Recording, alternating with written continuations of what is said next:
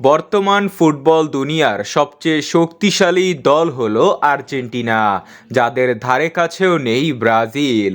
কিছুদিন আগে 2026 বিশ্বকাপ বাছাই পর্বের নভেম্বর মাসের ফিফা উইন্ডো শেষ করেছে আলবিসেলেস্তেরা, যেখানে প্রথম ম্যাচে প্যারাগুয়ের কাছে 2-1 গোলে হেরে যায় আর্জেন্টিনা। তবে এই ম্যাচে ছিল না আর্জেন্টিনার একাধিক গুরুত্বপূর্ণ খেলোয়াড়রা, যার মধ্যে ছিল না পাওলো ডিবালা, আলেহান্দ্রো গানাচো, মার্কাস আকুনার মতো খেলোয়াড়রা।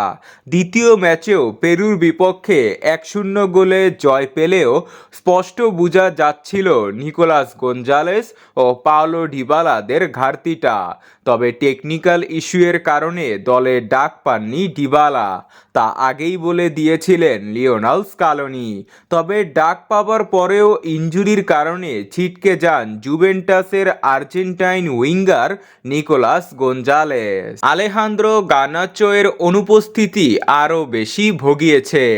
আর্জেন্টিনার পরবর্তী ম্যাচ রয়েছে শক্তিশালী উরুগুয়ে ও ব্রাজিলের বিপক্ষে আগামী মার্চ মাসে। এই দুটি ম্যাচ আর্জেন্টিনার জন্য চ্যালেঞ্জিং, তবে তারা সবার আগে পয়েন্টস টেবিলের 1 নম্বরে থেকে 2026 বিশ্বকাপের মূল পর্বে চলে গিয়েছে। আর এই দুই ম্যাচের আগে আর্জেন্টিনার শিবিরে আসলো স্বস্তির খবর, কারণ ইনজুরিতে পড়া ও বাদ পড়া আর্জেন্টিনার সব তারকারা ফিট হয়েছে, তারা ক্লাবে দাপট দেখাচ্ছে।